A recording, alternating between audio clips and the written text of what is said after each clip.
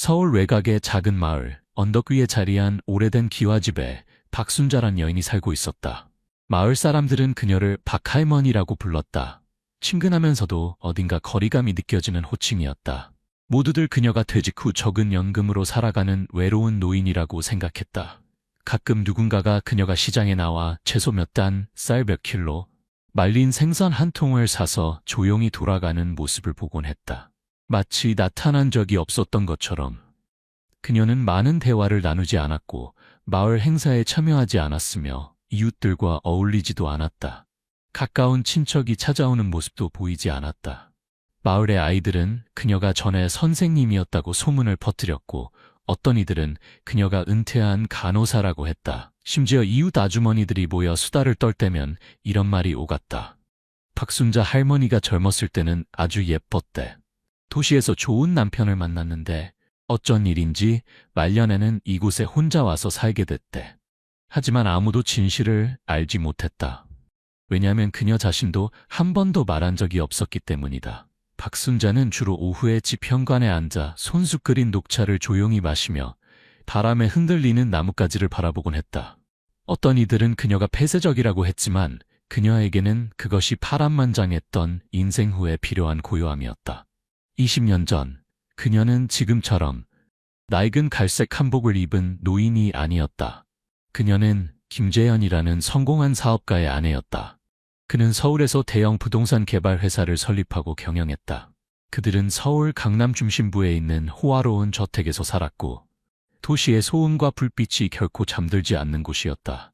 그들에게는 민수라는 아들이 있었다. 공부도 잘하고 착하고 두 사람의 자랑이었다. 그녀의 삶은 많은 이들이 꿈꾸는 모습이었다. 성공한 남편, 착한 아들, 넉넉한 재산, 호화로운 저녁 파티, 유럽 여행, 그리고 상류층 여성들과 함께하는 오후의 차 모임. 그러던 어느 10월의 날 남편과 아들이 출장을 가던 비행기가 이륙 몇 시간 만에 바다로 추락했고 생존자는 없었다. 새벽녘에 그 전화 한 통이 그녀의 가족, 미래, 삶을 모두 앗아갔다. 박순자는 무너졌다. 일주일 만에 그 호화로운 저택은 두려울 정도로 차갑고 적막한 집이 되었다.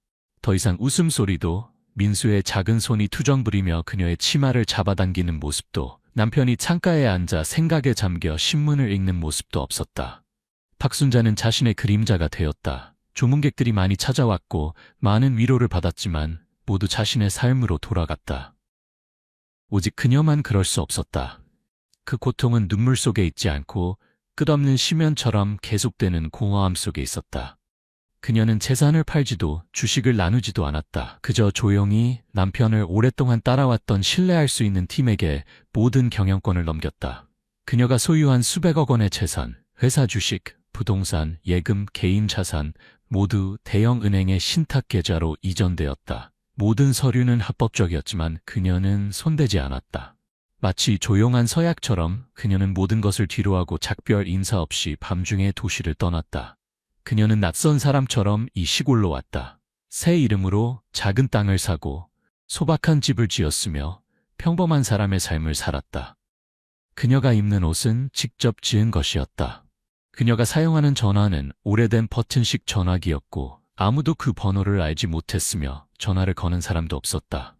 그녀는 단지 일기장 하나를 간직했는데 그 안에는 남편과 아들에 대한 몇 가지 추억과 열지 않은 편지 한 통.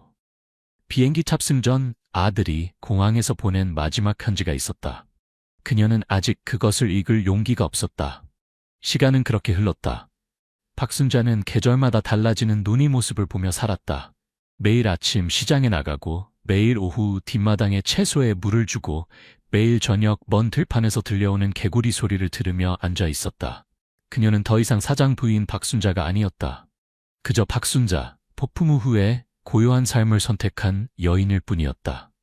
그러나 어느 날 마치 보이지 않는 줄이 그녀를 당기듯 그녀는 본래 영원히 숨을 수 없었던 삶으로 돌아가게 되었다. 그녀는 폭우 속에 버려진 아이의 눈에서 과거의 눈빛을 다시 보았다. 소녀는 말이 없었고 마을 입구의 커다란 느티나무 아래에서 떨며 웅크리고 있었다. 젖은 눈빛은 간절히 그녀에게 도움을 청하는 듯했다. 그 순간 박순자는 자신의 심장이 다시 뛰기 시작하는 것을 느꼈다. 아팠지만 살아있었다. 마치 민수가 어렸을 때 처음 봤을 때와 똑같았다. 그 눈빛은 순수하지만 약했고 조건 없는 사랑을 갈망했다. 그녀는 아이를 데려왔다. 그의 이름이 무엇인지, 부모가 어디 있는지, 왜 버려졌는지 알 필요가 없었다. 그녀는 단지 인생이 그녀에게 다시 한번 사랑할 기회를 주고 있다는 것을 알았다. 이번에는 유산을 지키기 위해서가 아니라 한 생명을 지키기 위해서였다. 그 순간부터 모든 것이 변하기 시작했다. 시끄럽거나 극적이지 않게 마치 고통으로 멈췄던 심장이 다시 뛰기 시작하는 것처럼 조용히. 그날은 비가 쏟아졌다. 동쪽에서 불어오는 바람이 물방울을 얼굴에 세차게 때리며 마을 전체가 젖고 추운 상황에 움츠러들게 했다.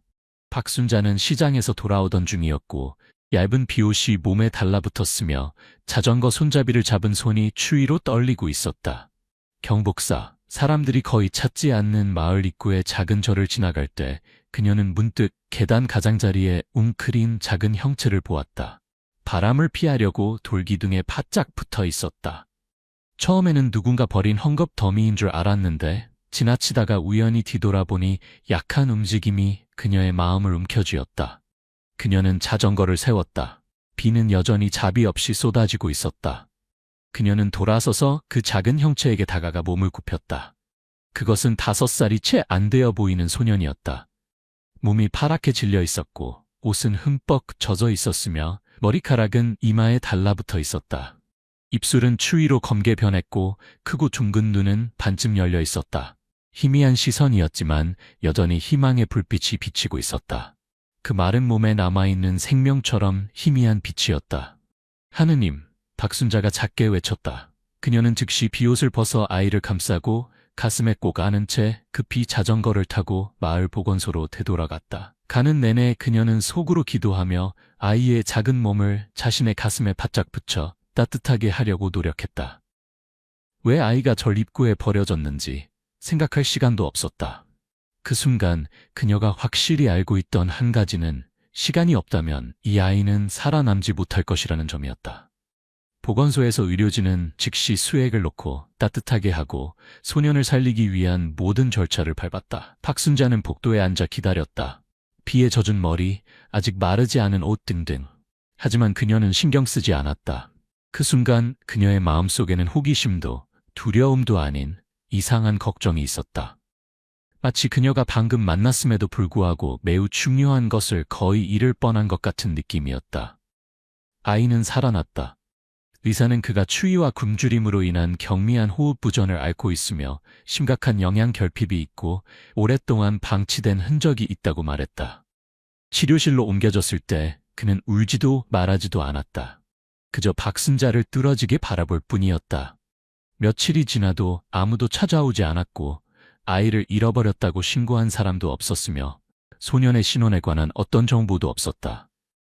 절의 주지스님도 아무도 아이를 맡기지 않았다고 확인했고 비가 너무 많이 와서 보안 카메라도 어떤 영상도 기록하지 못했다. 소년은 말 그대로 이름 없는 아이가 되었다. 박순자는 아무도 예상하지 못한 결정을 내렸다. 그녀는 법적 입양 서류를 신청하고 모든 책임을 지겠다고 했다. 서명하고 서류를 작성하고 재정 능력을 확인하는 등 모든 일을 조용히 진행했다. 큰 소리 치지 않고 소란스럽게 하지도 않았다. 지구대 경찰이 이유를 물었을 때 그녀는 그저 미소 지으며 말했다. 아이를 그대로 두고 갈 수 없었어요. 그녀는 소년에게 선우라는 이름을 지어주었다. 단순히 그가 선하고 우직한 삶을 살기를 바라는 마음에서였다. 아이가 이미 겪은 고통과는 다른 삶을 살기를 바랐기 때문이다. 그날부터 박순자의 작은 집은 더 이상 예전처럼 완전히 고요하지 않았다. 매일 아침 어린아이의 발소리가 딸깍딸깍 울렸다. 바람이 불거나 날씨가 좋지 않을 때마다 작은 기침 소리가 들렸다. 그리고 때로는 그녀가 따뜻한 목소리로 동화를 들려줄 때 밤중에 킥킥거리는 웃음소리도 있었다. 선우는 말이 많지 않았지만 그의 눈빛은 세월이 흐르면서 조심스럽고 두려운 눈빛에서 안정되고 사랑이 깃든 눈빛으로 변해갔다. 소녀는 자연스럽게 박순자에게 애착을 갖게 되었다. 아무도 가르치지 않아도 아무도 상기시키지 않아도 박순자는 선우를 위해 먹는 것부터 자는 것까지 모든 것을 챙겼다. 그녀는 자전거를 타고 그를 유치원에 그리고 초등학교, 중학교로 데려다 주었다. 매 학기 시작마다 낡은 가방을 손수 꿰매고 헐렁한 교복을 수선했으며 그의 가방에 항상 계란 프라이와 오이가 들어있는 작은 도시락을 넣어주었다. 그는 한 번도 박순자가 우는 것을 본 적이 없었고 그녀가 심하게 꾸짖는 것도 본 적이 없었다. 하지만 그가 아플 때마다 그녀는 밤새 그의 침대 옆에 앉아 숨소리를 지켜보았다. 그는 또한 오래된 서랍장 안에 수십억 원의 잔고가 있는 은행 서류가 있다는 것도 알지 못했다. 또한 그녀가 그를 국제학교에 보낼 수 있었음에도 소박한 집과 조건 없는 사랑이 있는 곳에 그를 두기로 선택했다는 것도 몰랐다. 외부인들에게 박순자는 여전히 검소하게 사는 여자였지만 선우에게 그녀는 전세계였다.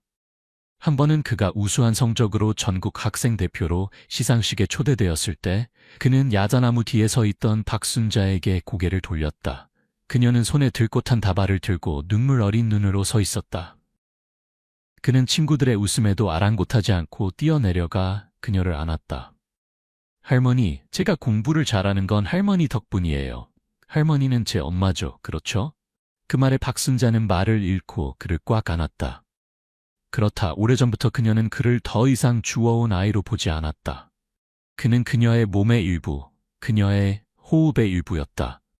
선우는 건강하고 착하게 자랐으며 한 번도 자신의 친부모에 대해 묻지 않았다. 아마도 그는 알고 있었거나 아마도 박순자만 있으면 다른 질문은 중요하지 않았을 것이다. 그리고 그때부터 보이지 않는 끈이 두 버려진 영혼을 단단히 묶었다. 한 사람은 아들을 잃었고 한 사람은 어머니가 없었다. 그들은 마치 부서진 운명이 이제 말없는 사랑으로 다시 붙여진 것처럼 함께했다. 선우는 고요한 시골 마을의 작은 집에서 자랐다. 그곳에는 이끼 낀 처마, 매일 저녁 향기로운 담쟁이 덩굴, 그리고 피가 섞이지 않았음에도 그를 친아들처럼 사랑하는 것을 멈춘 적 없는 한 여인이 있었다. 비 오는 저녁에 주어진 그 소녀는 이제 키 크고 온화하며 공부도 잘하고 항상 공손한 청년이 되었다. 선우는 그 여인을 모든 감사와 친밀함을 담아 엄마라고 불렀다. 다른 자식들과 똑같이. 엄마에게 선우는 그녀가 남편과 친아들이 사고로 죽은 후 세상이 끝났다고 생각했을 때 운명이 준 뜻밖의 선물이었다. 엄마는 선우에게 자신의 과거에 대해 한 번도 이야기하지 않았다. 마을의 누구도 그녀가 한때 서울 한복판의 큰 저택에 살았고 유명한 사업가의 아내였으며 수십억 원의 재산을 소유했다는 것을 알지 못했다. 모든 사람에게 그녀는 그저 소박하게 사는 노인이었다. 매일 떡을 팔고 옷을 수선하고 고용되는 대로 일하며 옛날 절 입구에서 주워온 아들을 키우는 여인일 뿐이었다. 오직 그녀만이 알고 있었다. 그 소박한 집에서 침대 밑에는 오래된 금고가 있었고 그 안에는 그녀가 20년 동안 한 번도 손대지 않은 거대한 재산이 보관되어 있었다. 그녀에게 가장 소중한 것은 돈이 아니라 평화와 진정한 사랑이었기 때문이다. 선우가 고등학교 3학년이 되었을 때 엄마는 아침에 떡을 팔고 오후에는 옷 수선을 받고 저녁에는 뜨개질을 하고 시장 상인들을 위해 모자를 만드는 일로 돈을 모으기 시작했다. 버는 돈마다 그녀는 봉투에 나누어 넣었다. 학비, 다음 달 월세, 공책 살 돈, 명절에 고향 방문할 차비. 마을 사람들은 그녀가 은행 계좌에 수십억 원을 가지고 있다는 것을 알지 못했다. 그들은 시골의 뜨거운 햇볕 아래 허리를 구부리고 새벽부터 늦은 오후까지 시장에서 일하는 노모의 모습만 볼 뿐이었다. 심지어 그녀는 아들을 위해 아침 식사를 거르기도 했다. 선우가 서울대학교 의과대학 합격 통지서를 손에 들었던 날, 엄마는 조용히 뒷마당으로 나가 우물가에 앉아 울었다. 그것은 비용이 걱정되어 흘린 눈물이 아니라 한때 자신의 품에서 파랗게 질려있던 아이가 이제 훌륭한 사람이 된 것을 보는 감동이었다. 엄마는 직접 옷가지를 하나하나 싸고 멸치, 새우젓, 떡을 정성스럽게 포장하여 아들을 서울로 대학 입학을 위해 데려다 주었다. 선우는 기숙사뜰에서 엄마를 껴안았다. 엄마의 등은 땀에 젖어 있었지만 여전히 햇살 냄새가 났다. 그의 인생에서 가장 신성한 모든 것의 냄새였다. 선우의 대학 생활이 시작되었다. 비록 엄마와 떨어져 살았지만 그는 매일 저녁 전화하여 수업, 친구들에 대해 이야기했고 때로는 사진이나 수업 노트 또는 새로 받은 성적을 보내기도 했다. 엄마는 스마트폰을 사용할 줄 몰랐다. 선우가 카카오톡으로 사진을 보낼 때마다 그녀는 골목 입구에 유치원 선생님에게 부탁해 열어봐야 했다. 그리고 하루 종일 행복하게 웃고 있었다. 그녀는 아무에게도 말하지 않았지만 마음속으로는 아들의 모든 이정표를 기억하고 있었다. 학기 초 시험 성적, 장학금 결과, 또는 단순히 그날 아들이 무엇을 먹었는지, 선우의 학비, 생활비, 임대료, 교재비를 충당하기 위해 엄마는 쉬지 않고 일했다. 칼로 자를 듯한 추운 겨울밤에도 그녀는 깜빡이는 등불 아래에서 앉아 내일 납품할 주문을 맞추기 위해 바늘땀을 놓았다. 때로는 너무 지쳐 의자에서 잠이 들고 머리를 재봉틀에 기대고 바늘과 실을 여전히 손에 쥔 채로. 그럼에도 선우에게서 전화라는 글씨가 뜬 전화벨이 울리면 그녀는 벌떡 일어나 얼굴을 닦고 밝게 웃으며 대답했다. 밥은 먹었니? 춥지 않니? 돈은 충분하니? 비록 엄마는 은행 계좌의 돈을 한 번도 사용하지 않았지만 그것은 고집 때문이 아니었다. 그녀는 아들이 가장 진실된 것에서 성장하고 의존하지 않고 기대지 않는 법을 배워야 한다고 믿었다. 엄마는 선우에게 사람은 바르게 살아야 하고 감사할 줄 알아야 하며 모든 것이 다른 사람의 의무라고 생각하지 말아야 한다고 가르쳤다. 누군가 내게 밥 한 그릇을 주면 평생 그 은혜를 기억해라. 그리고 할 수 있다면 세상에 2배로 돌려줄 수 있도록 노력해라. 선우는 이 말들을 가슴에 품고 항상 엄마의 기대에 맞게 살려고 노력했다. 그럼에도 불구하고 때로는 선우는 엄마가 왜 그렇게 검소하게 사는지 의문이 들었다. 왜 엄마는 자신을 위해 새 옷을 사지 않는지, 며칠 동안 기침을 해도 병원에 가지 않는지, 그리고 누구에게서도 보조금을 받지 않으려 하는지, 혹시 엄마가 언급하고 싶지 않을 만큼 힘든 과거가 있었을까? 이런 질문들은 대학 시절 내내 선우의 마음속에 조용히 남아 있었고, 그는 항상 자신에게 졸업 후 일을 하게 되면 엄마가 더 나은 삶을 살 수 있도록, 쉴 수 있도록, 치료를 받을 수 있도록, 그리고 낡은 기와집보다 더 좋은 집에서 살 수 있도록 해주겠다고 약속했다. 하지만 인생은 약속만큼 단순하지 않았다. 선우가 대학 마지막 학년이 되었을 때 한 여자가 나타났다. 부드럽고 아름답고 똑똑하고 매우 능숙한 여자. 그녀는 미래의 선우의 아내가 될 사람이었다. 엄마는 알지 못했고 이것이 모든 것이 다른 방향으로 흘러가기 시작할 것이라는 점도 예상하지 못했다. 사랑이 아무리 깊어도 사람의 마음이 변하는 것을 막을 수 없는 방향으로. 선우가 결혼할 예정이라고 엄마에게 말했을 때 그녀는 잠시 말을 잃었다가 온화하게 미소 지었다. 그럼 네가 행복하다는 뜻이구나. 엄마가 말했지만 마음속으로는 절반은 기쁨, 절반은 걱정이라는 이름 붙이기 어려운 감정이 일었다. 선우가 사랑한 여자의 이름은 수진이었다. 진정한 도시 여자로 아름답고 날카롭고 경제학대학을 졸업하고 외국 회사에서 일하며 유창하게 말하고 언제나 확신에 찬 걸음걸이를 가진 여자였다. 수진은 엄마와 닮지 않았고 엄마가 알던 여자들과도 달랐다. 첫 만남부터 엄마는 두 사람 사이에 보이지 않지만 매우 분명한 거리를 느꼈다. 나이 때문이 아니라 완전히 다른 세상관 때문이었다. 결혼식은 빠르게 진행되었고 서울 중심부의 고급 호텔에서 열렸다. 엄마는 맨 뒷줄에 앉아 직접 만든 한복을 입고 작은 꽃다발을 안고 있었다. 그녀는 웃었지만 아무도 그녀의 눈빛 속에 숨겨진 고요함을 보지 못했다. 연애 내내 수진은 단지 형식적으로 엄마에게 인사한 다음 빠르게 자신의 친구들과 친척들에게로 돌아갔다. 엄마는 원망하지 않았다. 단지 현대시대에는 사람들이 더 현실적이고 덜 감정적일 수 있다고 자신에게 말했다. 자신의 아들이 사랑받는 한 그것으로 충분했다. 하지만 엄마는 알지 못했다. 바로 그 고요함 속에서 조용한 변화가 시작되고 있었고 점점 더 분명해지고 있었다. 결혼 후 선우는 수진과 함께 완전히 서울로 이사했고 엄마는 여전히 시골에 있었다. 작은 집은 여전히 지난 수년간처럼 조용했다. 단지 다른 점은 이제 매일 그녀는 전화 한 통, 안부를 묻는 문자 메시지를 기다렸지만 전화는 예전만큼 자주 울리지 않았다. 전화가 와도 그것은 단지 급한 대화일 뿐이었고 때로는 수진의 목소리였다. 어머니, 이번 달에 저희에게 조금 더 보내주실 수 있으세요? 저희가 집 할부금을 막 냈거든요. 또는 어머니, 치과 치료비가 부족해요. 저희에게 몇백만 원만 빌려주실 수 있으세요? 다음 달에 갚을게요. 엄마는 아무 말도 하지 않고 조용히 방에 들어가 오래된 나무 상자를 열고 침대 시트 아래에 숨겨둔 몇 장의 지폐를 꺼내거나 필요하다면 은행에 가서 저축통장에서 조금 인출했다. 여전히 그녀가 손대기거리는 돈이었지만 아들이 필요하다면 그녀는 주지 않을 수 없었다. 한 번은 엄마가 선우에게 조용히 물었다. 너희 둘 다 안정적인 직업이 있는데 왜 매달 돈이 부족하니? 선우는 웃으며 눈길을 피했다. 우리 이제 막 결혼했잖아요. 예상치 못한 비용이 많아요. 걱정하지 마세요. 하지만 엄마의 마음을 아프게 한 것은 돈이 아니라 그녀가 전화할 때마다 수진이 항상 바쁘다고 말한다는 점이었다. 남편과 친아들의 제삿날에도 선우는 돌아오지 않고 그저 문자로 죄송해요 엄마. 올해는 회의 일정이 겹쳐요 라고만 보냈다.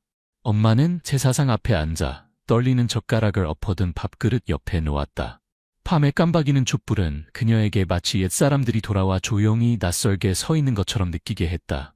한 번은 엄마가 고생해서 서울로 선우 부부를 방문했다. 찹쌀떡 바구니, 새우젓 한 병, 갓 수확한 찹쌀을 들고 엄마가 한참을 초인종을 눌러야 수진이 나와 문을 열었다. 엄마를 보자마자 수진은 잠시 멈칫하더니 빠르게 바구니를 훑어보고 미간을 찌푸렸다. 세상에 어머니 미리 말씀 안 하셨네요. 저 지금 집 청소 중이에요. 내일 외국 손님이 오거든요. 그냥 여기 두시고 제가 버스터미널까지 모셔다 드릴게요. 물 한 잔 마실 시간도 없이 엄마는 초대하지 않은 손님처럼 다시 버스터미널로 인도되었다. 가는 동안 수진은 사교적으로 웃었지만 차가웠고 부동산 사업에 관한 이야기만 했다. 그리고 무심코 한마디를 던졌다. 어머니는 그냥 시골에서 건강하게 지내세요. 요즘 서울은 너무 바쁘고 어머니는 촌스러우셔서 사기당하기 쉬워요. 그날 엄마는 시골로 돌아가는 버스에 앉아 두 손으로 아직 열어보지도 못한 선물 바구니를 꼭 쥐고 있었다. 눈물이 흘렀지만 그것은 자기 연민 때문이 아니라 그녀가 깨달은 한 가지 때문이었다. 그녀의 아들이 그녀에게서 점점 멀어지고 있었다. 그 후로 선우는 더 적게 전화했고 수지는 거의 연락하지 않았다. 가끔 엄마는 엄마 조금만 빌려주세요 라는 내용의 문자만 받았다. 엄마는 여전히 보냈고 여전히 한마디 원망도 하지 않았지만 마음속에서는 무언가가 조금씩 갈라지고 있는 듯했다. 오래 지속된 기침으로 박순자는 일주일 내내 피곤했다. 초겨울의 추위와 귀에 울리는 요통으로 그녀는 건강이 예전 같지 않다고 느꼈다. 마음의 일부도 그 어느 때보다 공허했다. 선우가 몇 달 동안 고향을 방문하지 않았다. 비록 전화가 아직도 울리긴 했지만 그 통화들은 주로 돈을 요구하고 송금을 재촉하는 내용일 뿐 예전처럼 진심 어린 안부는 없었다. 이제 박순자는 단지 아들을 만나길 바랐다. 그의 얼굴을 보고 그가 엄마라고 부르는 소리를 짧은 순간이라도 듣길 원했다. 그녀는 아픈 후 며칠 쉬기 위해 서울에 가기로 결정했다. 그녀는 미리 알리지 않았다. 단순히 그녀는 자신의 아들, 버려진 아이에서 대학을 졸업할 때까지 키운 그 아들이 자신의 어머니를 문 밖에 서 있게 하지 않을 것이라고 생각했기 때문이다. 그녀는 작은 가방에 몇 벌의 옷을 넣고 현금도 가져가지 않았고 저축통장에서 돈을 인출하지도 않았다. 그녀는 뭔가를 시험해보고 싶었다. 조용하지만 불안한 시험. 만약 어느 날 그녀가 아무것도 가진 것이 없다면 그녀의 아들은 여전히 그녀에게 팔을 벌려줄까? 밤버스는 그녀를 선우 부부가 사는 아파트 앞으로 데려다 주었다. 아파트는 12층에 있었고 넓고 편안했으며 선우가 한때 자랑스럽게 그녀에게 자랑했던 성과물이었다. 그녀는 초인종을 눌렀고 문이 열리자 맨 처음 나타난 사람은 그녀의 며느리 수진이었다. 수진의 눈은 잠시 놀라움을 보였지만 즉시 냉담함으로 바뀌었다. 어머니, 미리 말씀 없이 올라오셨어요? 그녀가 물었다. 사교적인 목소리였지만 불쾌함을 감추지 못했다. 선우는 아내의 부름에 뒤따라 나왔고 엄마를 보고 깜짝 놀라더니 억지 웃음을 지었다. 엄마, 왜 미리 말씀 안 하셨어요? 박순자는 온화한 미소를 지었고 여전히 캐리어 손잡이를 꽉 잡고 있었다. 요즘 감기가 들었어. 시골이 너무 추워서 계속 기침이 나서 며칠 동안 너희와 함께 있으려고 왔단다. 수지는 아무 말 없이 등을 돌려 안으로 들어갔다. 선우는 잠시 머뭇거리다가 다른 사람이 들을까봐 걱정하는 것처럼 작은 목소리로 말했다. 엄마, 지금 우리 집이 좀 좁아요? 수진이 쉬어야 해요. 엄마도 아시잖아요. 임신 중이라서. 그리고 저도 일이 바빠요. 엄마는 시골에서 쉬는 게 나을 것 같아요.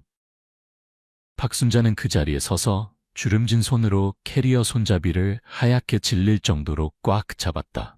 그녀는 목소리를 평온하게 유지하려고 노력했다. 좁으면 내가 소파에서 자도 돼. 뭐가 문제니? 이때 수진이 나와 팔짱을 끼고 단호하게 말했다. 어머니, 저를 사랑하신다면 시골로 돌아가 주세요. 지금 정말 쉬어야 하거든요. 많이 스트레스 받아요. 여기는 먼지도 많고 시끄럽고 어머니에게 적합하지 않아요. 그 가벼운 말이 마치 박순자의 얼굴을 때리는 것 같았다. 거절의 말 때문이 아니라 그녀의 아들이 아내로 선택한 여자에게서 나오는 낙척과 차가움 때문이었다. 그녀는 침묵하며 안으로 들어가 소파 끝에 앉았고 더 이상 아무 말도 하지 않았다.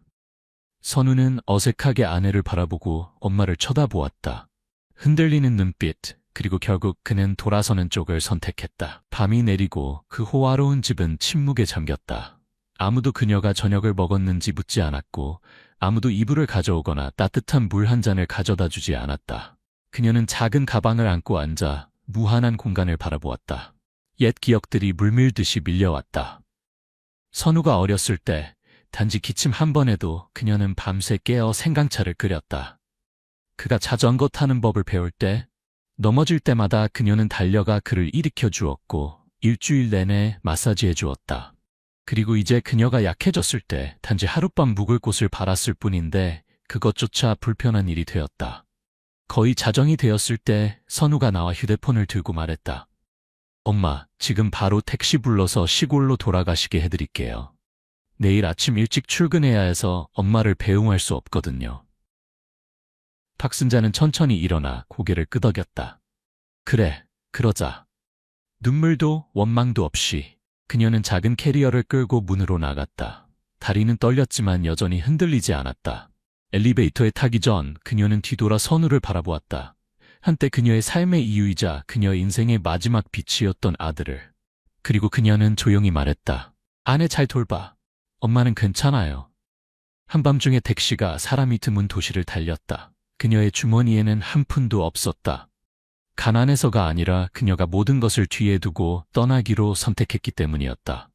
심지어 믿음까지도. 자신이 가장 사랑하는 사람들의 눈에 자신이 무엇인지 시험해보기 위해. 아들의 아파트에서 쫓겨난 그 밤 이후 박순자는 시골로 돌아가지 않았다. 그녀는 택시 운전사에게 버스터미널 근처의 작은 골목에서 멈춰달라고 부탁했다. 그곳에는 저렴한 여관이 있었고 몇 년 전 선우를 대학 입학시험에 데려갔을 때 들렀던 곳이었다. 방은 작았고 벽은 낡고 축축했으며 천장의 선풍기는 덜컹거렸지만 박순자에게는 충분했다. 그녀는 단순함에 익숙했고 마음의 조각들을 모을 수 있는 조용한 곳이면 충분했다. 다음날 아침 박순자는 근처 상점에 가서 신문과 가벼운 간식거리를 사서 방으로 돌아왔다. 휴대폰을 켜서 메시지를 확인했을 때 선우로부터 온 메시지는 하나도 없었다. 대신 우연히 선우 부부가 사는 아파트 단지에서 일하는 고향 친구로부터 문자를 발견했다. 짧은 문자였지만 마치 칼이 그녀의 심장을 스치는 것 같았다. 박순자 씨, 얼마 전에 수진 씨와 선우 씨가 아래층 이웃과 대화하는 걸 들었어요. 그들은 당신을 쓸모없는 가난한 노인이라고 말하면서 부부의 일을 방해하러 올라왔다고 했어요. 자식에게 의존하면서도 부끄러움도 모른다고 했죠. 듣고 나니 목이 메었어요. 혹시 알고 계셨나요? 박순자는 그 메시지를 몇 번이고 읽었고 눈이 붉어졌다. 비록 많은 경험을 했고 인생의 가장 어두운 심연에 빠졌던 적이 있었지만 그녀는 언젠가 자신이 온 마음을 다해 키운 아들이 다른 사람들에게 그런 가혹한 말을 할 것이라고는 상상도 하지 못했다. 그녀는 화가 나지 않았다. 다만 가슴이 아팠다. 학비를 벌기 위해 밤새도록 바느질했던 수많은 해, 조용히 흘린 눈물들이 이제 의존이라는 두 글자로 바뀐 것이 아팠다. 하지만 그것은 아직 아무것도 아니었다. 일주일 후 그녀는 강가의 황금 땅 근처에서 아침 식사를 파는 그녀의 오랜 친구 중 한 명, 남편이 살아있을 때 가정부로 일했던 친구를 만났다. 대화 중에 정희는 망설이다가 작은 목소리로 물었다. 시골에 있는 당신 집 알아요? 듣기론 당신 아들이 집을 팔 사람을 찾고 있대요. 박순자는 잠시 멈칫했다. 그 집이 그 애 이름으로 되어 있지도 않은데 어떻게 팔려고 해? 들리는 바로는 당신 며느리가 주민센터에서 서류를 사려고 노력 중이라더군요. 남편과 함께 그 집을 지었다고 하면서요. 이제 나이든 어머니가 시골에서 더 이상 관리할 능력이 없으니 그들에게 투자용으로 넘겨준다고요. 박순자는 침묵했고 가슴이 차갑게 가라앉았다. 그 집의 매 벽돌, 매 문틀은 모두 그녀의 손으로 지어진 것이었다. 비록 아들 이름으로 되어 있었지만 건축될 때부터 지금까지 선우 부부로부터 온 돈은 한 푼도 없었다. 그런데 이제 그들은 그것을 자신들의 것으로 여기고 몰래 팔려고 하고 의견을 묻지도 않았다. 그들의 눈에 그녀는 아들을 키우느라 허리를 굽힌 어머니였지만 이제는 어떤 것의 주인도 아니었다. 손익을 계산하는 상품보다도 못했다. 그날 밤 여관 방으로 돌아온 박순자는 불을 켜고 창가에 오랫동안 앉아 있었다. 거리의 불빛이 그녀의 얼굴에 비쳤다. 환한 표정도 슬픈 표정도 아닌 날카롭게 연마된 칼날처럼 날카로운 옅은 미소였다. 20년 가까이 자신의 신분을 숨긴 후 처음으로 박순자는 자신에게 말했다. 이제는 그들에게 그들이 의존적이고 쓸모없다고 부르는 노모가 실제로 누구인지 보여줄 때가 되었다. 그녀는 오래된 휴대폰을 열고 주소록을 확인하여 익숙한 이름을 찾았다. 이정훈. 그는 거의 20년 동안 그녀의 남편의 개인 비서였던 사람이었다. 비록 은퇴했지만 이정훈은 여전히 연락을 유지했고 매 명절마다 진지한 존경심으로 그녀에게 안부 전화를 했다. 박순자 씨. 그의 목소리가 기쁨에 차서 울렸다. 제가 도울 일이 있으세요? 한 가지 부탁이 있어요. 서울에서 임시로 지낼 집을 구하고 싶어요. 단순하지만 작은 계획을 시작하기에 충분한 곳으로요. 드디어 모습을 드러내실 건가요? 그들이 양심이라는 두 글자를 쓰레기처럼 내던지는 것을 그냥 두지 않을 겁니다. 며칠 후 박순자는 골목 안쪽의 작은 아파트로 이사했다. 깔끔하고 편안하며 절대적으로 조용한 곳이었다. 그녀는 또한 중년의 남자 홍길동을 고용했다. 그는 한때 남편의 회사에서 경비원으로 일했던 사람으로 이제 개인 운전사이자 작은 심부름꾼이 되었다.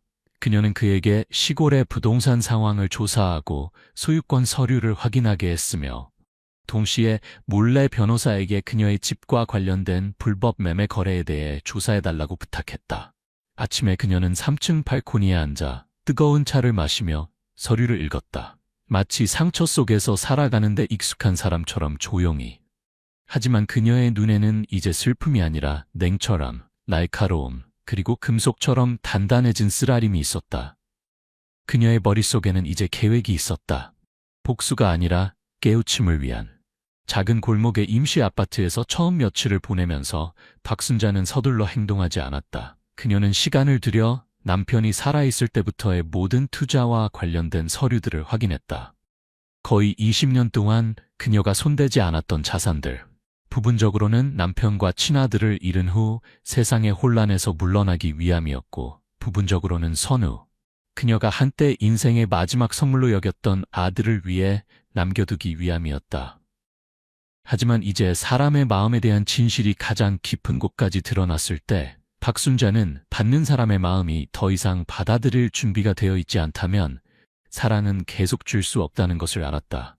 그리고 만약 선우가 은혜를 잊기로 선택했다면 그녀는 원망하는 대신 시간과 그들 자신의 행동이 그들에게 교훈을 가르치도록 할 것이다. 조용히, 소리 없이, 하지만 용서 없이. 그녀가 가장 먼저 한 일은 남편의 개인 변호사 강민호에게 연락하는 것이었다. 그는 가족 기업이 강력하게 운영되던 시절부터 모든 자산과 양도 계약을 관리했던 사람이었다. 일주일간의 검토 후 강민호는 모든 자산, 집, 투자 계좌, 금, 주식이 여전히 그녀의 이름으로 되어 있음을 확인했다. 오직 시골의 집, 그녀가 선우와 함께 살았던 곳만이 그녀가 자발적으로 아들의 이름으로 해둔 것이었다. 이제 다시 가져오고 싶으세요? 강민호가 물었다. 원하지만 조용히 해주세요. 그들이 알 필요는 없어요. 박순자가 간단히 대답했다. 알겠습니다. 그리고 시골집은요? 시장가로 그것을 다시 사고 싶어요. 하지만 내 땀과 눈물로 직접 지은 집을 사는 거예요. 법적으로 깨끗하게 논쟁의 여지가 없도록. 강민호는 존경심을 숨기지 않고 가볍게 웃었다. 제가 처리하겠습니다. 한 달도 채 되지 않아 모든 자산은 공식적으로 박순자의 새 신원 김소영 이름으로 합법화되었다. 그 이름은 한때 그녀가 남편의 회사 금융 시스템에서 일할 때 사용했던 가명이었다. 법적으로 볼 때 박순자는 이제 1,000억 원 이상의 자산 가치를 소유한 부유한 과부였다. 하지만 선우와 수진을 포함한 어느 누구도 한밤중에 집에서 쫓겨난 그 가난한 여인이 이 숫자들의 주인이라는 것을 알지 못했다. 새로운 신원으로 박순자는 조용하고 분리되어 있으며 보안이 좋은 한강변의 고급 주택가를 찾아갔다. 그녀는 넓은 정원과 연못이 있는 단독주택을 구입했다. 모든 편의시설을 갖추고 있었고 현금으로 전액 지불했다. 부동산 중개인은 그녀가 누구인지 알지 못했고 다만 새 렉서스에서 내리는 노년의 여성을 보고 놀랐을 뿐이었다. 그녀는 부드럽게 말했지만 매우 결단력 있었다. 박순자는 그 저택으로 이사했다. 함께한 사람은 충실한 운전사 홍길동과 새로 고용된 가정부 이미영뿐이었다. 아무도 그녀의 과거를 알지 못했다. 그들은 그저 그녀가 해외에서 살다가 온 여자, 일찍 남편을 잃고 자녀가 없으며 노년을 평화롭게 보내기 위해 고국으로 돌아온 사람이라고만 알았다. 그녀는 손님을 맞이하지 않았고 자랑하지도 않았지만 그녀의 생활 방식과 태도는 주변 사람들에게 존경을 받았다. 모든 것은 어느 날까지 조용히 진행되었다. 그날 박순자는 이미영과 함께 부동산 전시장의 새 프로젝트를 보러 갔다. 그녀는 한때 남편이 했던 것처럼 임대용 아파트에 추가로 투자하려고 했다. 이미영이 프로젝트 대표를 불러오라고 제안했다. 몇 분 후 로비에서 젊은 여성이 걸어 나왔다. 우아한 차림새, 하이힐이 번쩍이는 나무 바닥 위를 깔끔하게 두드리며 그 얼굴은 비록 화장기 가득했지만 박순자는 즉시 알아보았다. 수진이 다가왔고 그녀의 시선은 박순자에게 겨우 1초 머물다가 즉시 굳어졌다. 그녀의 얼굴은 순간적으로 창백해졌지만 수진은 성공한 환경에서 살아가는데 익숙한 여자였다. 그녀는 빠르게 침착함을 되찾고 전문적인 미소를 지었다. 안녕하세요 이모님, 저는 수진이라고 합니다. 프로젝트 대표입니다. 어떤 종류의 아파트를 찾고 계신가요? 박순자는 즉시 대답하지 않았다. 그녀는 천천히 안경을 벗어 테이블에 올려놓았다. 그녀의 눈빛은 며느리를 똑바로 바라보았다. 평온하고 화가 나지 않았으며 약하지도 않았지만 수진의 등골이 오싹해질 만큼 충분했다. 우리는 전에 만난 적이 있지 않나요? 박순자가 부드럽게 물었다. 수진은 망설였다. 죄송해요. 잘 모르겠어요. 당신은 한밤중에 한 푼도 없이 캐리어 하나 들고 집에서 쫓겨난 사람을 알아요. 수진은 말을 더듬었다. 그녀의 얼굴은 종이처럼 창백해졌고 떨리는 손으로 서류 묶음을 움켜쥐었다. 그녀는 더듬거리며 말했다. 어머니가 왜 여기? 박순자가 끊었다. 그녀의 목소리는 차분했지만 뼛속까지 차가웠다. 여기는 부동산이에요. 집이 아니죠. 여기서 사람들은 오직 가치로만 이야기하죠. 아무도 더 말할 필요가 없었다. 단지 박순자, 한때 수진이 가난한 하인처럼 여겼던 그 여자가 고급차에서 내리고 명품 재킷을 입고 VIP 고객으로서 전시장 한가운데 앉아있다는 사실만으로도 자만심에 가득 찬 며느리의 뺨을 무언의 손바닥으로 때리는 것 같았다. 수진은 상담을 계속할 용기가 없었다. 그녀는 서둘러 물러나고 박순자를 도울 비서를 남겨두었다. 하지만 그 충격은 시작에 불과했다. 전시장에서의 만남 이후 수진은 차가운 물을 뒤집어 쓴 사람처럼 변했다. 그 후 며칠 동안 그녀는 불안에 떨며 잠을 이루지 못했고 계속해서 프로젝트 주변 지인들에게 김소영이라는 여자에 대해 물어보았다. 그녀는 그 여자가 자신의 시어머니라고 의심했다. 하지만 모두가 같은 대답을 했다. 김소영은 대형 투자자 그룹 뒤에 있는 여자로 부유하지만 매우 조용히 살며 손님을 만나지 않고 사진 찍히지 않으며 오직 변호사를 통해서만 연락한다고.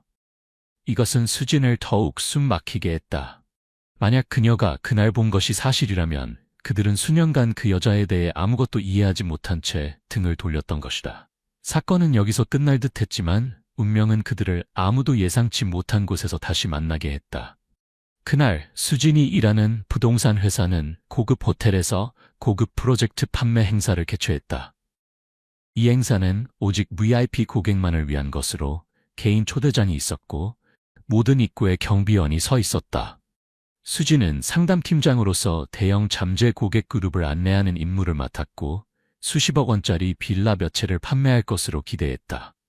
수진이 자신감 있게 강당 한가운데서 프레젠테이션을 하고 있을 때 엘리베이터 문이 열리고 한 노년 여성이 들어왔다. 짙은색 실크 한복에 머리는 단정하게 틀어 올리고 천천히 걸었다. 남자 비서와 개인 운전사가 뒤따랐다. 비록 단순하게 차려입었지만 그녀의 존재감은 방 전체를 자동으로 조용하게 만들었다. 경비원들은 고개를 숙였고 접수 직원은 즉시 달려와 길을 안내했다. 수지는 마이크를 들고 있다가 순간 굳어버렸다. 그녀는 즉시 그 사람이 박순자, 아니 더 정확히는 김소영이라는 것을 알아보았다. 그녀가 상상조차 하지 못했던 신분으로. 하지만 주변의 많은 눈길 앞에서 자존심이 걱정을 앞섰다. 그녀는 재빨리 마이크를 내리고 김소영에게 다가가 냉소적인 미소를 지으며 그녀의 앞을 막아섰다. 어머니, 아니, 김소영 씨, 오늘 이 행사에 오셨군요? 초대장은 있으신가요? 그녀의 목소리는 가까운 테이블 몇 개가 돌아볼 만큼 충분히 컸다. 그녀는 초대장이라는 단어를 강조했다. 실크 옷을 입었다고 상류층이 모이는 곳에 들어갈 수 있을 거라고 생각하지 말라는 경고처럼. 박순자는 대답하지 않았다. 그녀는 그저 서서 평온한 눈빛으로 수진을 낯선 사람을 보듯 훑어보았다. 그녀 옆에 비서가 부드럽게 흰색 봉투를 내밀었다. 김소영의 이름이 금박글씨로 적힌 하드카드 초대장과 함께 회사 최고 경영자의 서명이 있었다. 그때 프로젝트의 고위 관리자 윤지성이 나왔다. 박순자를 보자마자 그는 즉시 태도를 바꾸고 정중하게 인사했다. 김소영 여사님, 오늘 행사에 오실 줄은 몰랐습니다. 저희가 3층에 VIP 룸을 준비해 놓았습니다. 이쪽으로 오시죠. 그리고 그는 수진에게 돌아서서 표정을 찌푸렸다. 수진 씨, 누가 당신에게 다이아몬드 등급 고객에게 그런 식으로 말하라고 허락했어요? 수진은 얼어붙었다. 그녀는 자신의 관리자가 그렇게 공손하게 말하는 것을 본 적이 없었다. 주변 사람들이 수군거리기 시작했다. 어떤 이는 박순자가 강변 신도시의 새 빌라의 소유자라는 것을 알아보았다. 전체 그룹의 전략적 투자자로 여겨지는 여자. 그 순간 마치 작은 드라마를 마무리하듯 박순자는 가방에서 조용히 휴대폰을 꺼냈다. 화면에는 은행 인터페이스가 뜨고 잔액이 분명하게 보였다. 127억 4,350만 원. 그녀는 천장의 불빛이 유리에 비치도록 전화기를 기울여 가장 가까이 서 있는 사람들이 볼 수 있게 했다. 자랑스러운 말도 승리의 웃음도 없이 단지 모든 말문을 막을 수 있는 시선만이 있었다. 한때 그녀를 가난하고 의존적인 노인이라고 생각했던 모든 사람들에게 수지는 한 걸음 물러섰다. 얼굴이 하얗게 질렸고 입술이 굳어졌다. 그녀는 한때 자신을 존경했던 사람들을 둘러보았다. 이제 그들은 수군거리며 손가락질하고 있었다. 어떤 이는 충격받은 것처럼 보였고 어떤 이는 연민의 고개를 저었다. 그녀는 이 추락이 단지 시어머니 앞에서의 것이 아니라 그녀가 한때 자신이 빛나고 있다고 생각했던 무대 한가운데서의 추락임을 이해했다. 그녀는 고개를 숙이고 더 이상 말을 할 수 없었다. 휘청거리는 발걸음으로 행사장을 떠났고 마음은 바닥까지 부서졌다.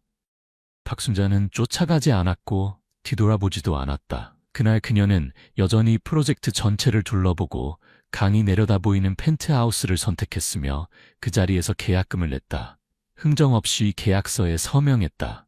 돌아오는 길에 그녀는 뒷좌석에 조용히 앉아 손을 재킷 주머니에 넣었다. 그곳에는 여전히 옛 사진이 있었다. 그녀, 남편, 그리고 선우라는 이름의 어린 아들이 함께 찍은 사진. 그럼에도 불구하고 그녀는 여전히 선우에게 아무 말도 하지 않았다. 전화도, 문자도 보내지 않았다. 그녀가 미워해서가 아니라 그녀가 선우가 스스로 눈을 뜨기를 바랐기 때문이었다. 마치 그녀가 문 밖으로 냉정하게 쫓겨난 어머니가 자신이 평생을 들여 키운 아들에 대한 진실을 마주해야 했던 것처럼. 선우는 그가 어머니를 집에서 쫓아낸 그 밤 이후로 어머니로부터 전화를 받지 못했다. 처음에 그는 그녀가 화가 났지만 곧 풀릴 것이라고 생각했다. 하지만 3주가 지나고 어머니로부터의 모든 연락이 완전히 사라졌을 때 그는 불안해지기 시작했다. 매번 고향에 갈 때마다 옛집은 잠겨 있었다.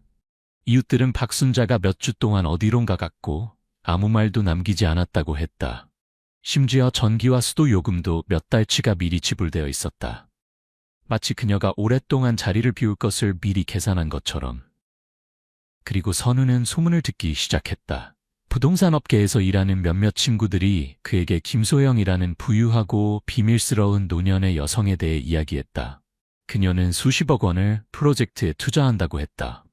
그리고 그를 얼어붙게 한 것은 어떤 이들이 그 김소영이 그의 어머니와 매우 닮았다고 말했다는 점이었다. 그는 반신반의했지만 그의 마음속의 불안이 점점 커져갔다. 그는 집으로 돌아가 서랍을 열고 옛 서류들, 젊었을 때의 박순자 사진들을 찾아보았다. 그녀의 서 있는 모습, 그녀의 눈빛은 수진이 최근에 봤다고 말한 그 여자와 똑같았다. 더 보면 볼수록 선우는 몸이 떨리는 것을 느꼈다. 혹시 그가 가난하다고 생각했던 그의 어머니가 실제로는 전혀 가난하지 않았던 것일까? 하지만 조용히 조사하는 대신, 진심으로 어머니를 찾아가는 대신 선우는 다른 길을 선택했다. 계산적인 지름길, 소셜미디어. 어느 저녁, 선우는 카메라를 켜고 라이브 방송을 시작했다. 그는 화면 앞에 앉아 머리카락은 헝클어지고 눈은 붉게 충혈되어 있었으며 입술은 울음을 참는 듯 굳게 다물고 있었다. 떨리는 목소리로 그는 말했다. 안녕하세요, 여러분. 오늘은 더 이상 의지할 곳이 없어서 이렇게 나왔습니다. 저는 친어머니에게 버림받은 아들입니다. 저는 가난 속에서 자랐고 어머니는 저에게 사랑을 주지 않았습니다. 오직 매와 책망뿐이었죠. 그녀는 항상 저를 짐이라고 비난했습니다. 이제 제가 결혼하자 그녀는 떠났습니다. 작별 인사 한마디 없이 아무것도 남기지 않고 그녀가 어디 있는지 살아있는지조차 모릅니다. 저는 너무 아픕니다. 말을 하는 동안 목이 메었고 눈물이 가득했다. 선우는 전문 배우보다 더 잘 연기했다. 그는 계속해서 말했다. 많은 사람들이 제 어머니가 부자라고 제가 행운아라고 말합니다. 하지만 여러분은 모릅니다. 어머니가 일하러 나갔을 때 저는 일주일 내내 라면만 먹었습니다. 저는 한 번도 제대로 된 신발을 가질 꿈을 꾸지 못했습니다. 어머니는 한 번도 저를 안아주지 않았습니다. 어머니는 한 번도 저를 사랑한다고 말하지 않았습니다. 이제 그녀는 돈이 있지만 저에게는 한 푼도 주지 않고 조용히 등을 돌렸습니다. 저는 실직 상태이고 아내는 임신 중이며 저는 어떻게 살아야 할지 모르겠습니다. 그 눈물 어린 말들은 빠르게 퍼져나갔다. 영상은 눈 깜짝할 사이에 공유되었다. 어떤 이들은 동정심을 보였고 어떤 이들은 감동받았다. 선우의 채널은 며칠 만에 수만 명의 팔로워가 늘었다. 많은 사람들이 댓글을 달았다. 어떤 어머니가 그렇게 잔인할 수 있습니까? 어머니가 돈이 있는데 아들을 가난하게 살게 하다니 정말 냉혹하네요. 힘내세요. 어머니가 당신을 사랑하지 않는다면 우리가 사랑합니다. 선우는 모금 섹션을 열고 곧 태어날 아기를 키우기 위한 지원을 요청했다. 며칠 만에 그의 계좌는 수천만 원을 받았다. 그는 행복했다. 생애 처음으로 그는 피해자 역할을 연기하는 것이 이렇게 쉽게 사랑받을 수 있는 방법이라는 것을 알게 되었다. 그런데 어느 날 밤 소셜미디어가 갑자기 들썩였다. 이번엔 그의 눈물 때문이 아니라 박순자가 목소리를 높였기 때문이었다. 직접 나타나지 않고 원망의 말도 없이 박순자는 단 하나의 게시물을 올렸다. 그것은 지난 20년 동안 선우를 키운 모든 서류의 스캔본에 대한 링크였다. 첨부된 것은 수십 장의 사진들이었다. 선우가 3살 때 폐렴에 걸렸을 때의 병원비 영수증, 매학기 대학 등록금, 그녀가 가정부로 일했을 때의 적은 급여 명세서, 모든 돈이 아들의 하숙비를 위해 사용된 것임을 명확히 보여주는. 거기서 그치지 않고 그녀는 또한 법적 입양 증명서를 게시했고 부드럽게 덧붙였다. 나는 피가 같아서가 아니라 사랑했기 때문에 너를 받아들였다. 하지만 이제 너는 사람들에게 돈을 구걸하기 위해 거짓말을 선택했고 나는 더 이상 침묵할 수 없다. 게시물은 화내지 않았고 과시하지도 않았지만 그 직후 소셜미디어는 폭발했다. 선우의 라이브 영상 아래의 댓글은 완전히 색조가 바뀌었다. 어머니가 당신을 대학까지 키웠는데 버림받았다고요? 병원비가 명확하게 나와 있네요. 어머니가 사랑하지 않는다면서 누가 당신이 몇 년 동안 아플 때 돌봤죠? 입양 서류에 서명하고 성인이 될 때까지 키우고 이제 등을 돌리자 혈연이 아니라고 비난하네요. 너무 배은망덕해요. 예전에는 어머니가 학비를 보내주셨는데 이제 현금을 보내지 않는다고 공개적으로 비난하네요. 정말 심하네요. 한때 기부했던 많은 사람들이 돈을 돌려달라고 요구하기 시작했다. 어떤 이들은 선우의 영상이 사실을 왜곡했다고 고발했다. 그의 채널은 대규모로 신고당했다. 3일째 되는 날 그의 계정은 콘텐츠 위반 조사를 위해 일시적으로 정지되었다. 선우는 어머니에게 도움을 요청하는 전화를 걸었지만 박순자는 받지 않았다. 화를 낼 필요도 없었고 더 말할 필요도 없었다. 이번에는 진실이 그녀 대신 말했기 때문이다. 그리고 배은 망덕의 대가는 가면 뒤의 진실한 모습을 사회 전체가 보는 것이었다. 인생에는 총성이 필요 없고 피를 흘릴 필요도 없지만 가장 단순한 것들로 한 사람을 무너뜨릴 수 있는 순간이 있다. 진실이 그것이다. 박순자가 모든 양육 서류를 공개한 후 소셜미디어는 즉시 방향을 바꿨다. 사람들은 더 이상 선우를 어머니에게 버림받은 아들이라고 부르지 않았다. 대신 더 무거운 이름들로 불렀다. 감정적 사기꾼, 배은 망덕한 입양아, 전문 울보. 하지만 박순자는 거기서 멈추지 않았다. 이번에 그녀는 단지 반박하는 데 그치지 않고 소송을 제기했다. 소송 서류는 3가지 주요 내용으로 지방법원에 제출되었다. 명예훼손, 허위사실 유포, 그리고 개인적 이득을 위한 허위정보 악용. 그녀의 변호사인 강민호는 선우가 꾸며낸 이야기를 바탕으로 불법적으로 기부금을 받은 증거를 추가로 공개하는 것을 주저하지 않았다. 심지어 그가 여론을 선동하고 어머니를 비방하기 위해 가짜 계정을 사용한 증거도 있었다. 소환장이 선우의 손에 전달되었을 때 그는 자신의 눈을 믿을 수 없었다. 그는 분노로 떨며 즉시 한때 어머니와 함께 자랐던 시골집으로 달려갔다. 하지만 그곳에 도착했을 때 그는 얼어붙었다. 녹색으로 칠해진 나무 대문은 이제 전자철문으로 대체되었고 문 앞에 걸린 이름표도 달라져 있었다. 경비원이 안에서 나와 물었다. 누구세요? 집주인과 약속이 있으신가요? 선우는 당황했다. 이곳은 제 집입니다. 저는 여기서 거의 20년을 살았어요. 경비원은 그를 머리부터 발끝까지 훑어보더니 고개를 저었다. 죄송합니다만 이 집은 이제 김소영 여사의 소유입니다. 여기에 선우라는 사람은 없습니다. 선우의 다리가 휘청거렸다. 바로 그 순간 그는 어머니가 공식적으로 그를 그녀의 삶에서 지웠다는 것을 이해했다. 단지 감정적으로가 아니라 법적으로도 소유권으로도 모든 면에서 그는 아무것도 남아있지 않았다. 며칠 후 재판이 열렸다. 선우는 초라한 모습으로 나타났다. 더 이상 깔끔한 셔츠도 화려함도 없었다. 그저 어두운 눈, 휘청거리는 걸음, 마지막 자존심을 지키려고 노력하는 눈빛의 한 남자였다. 박순자는 김소영이라는 이름으로 원고석에 앉았다. 그녀는 화려한 실크 옷을 입지 않았다. 단지 갈색의 단정한 한복이었다.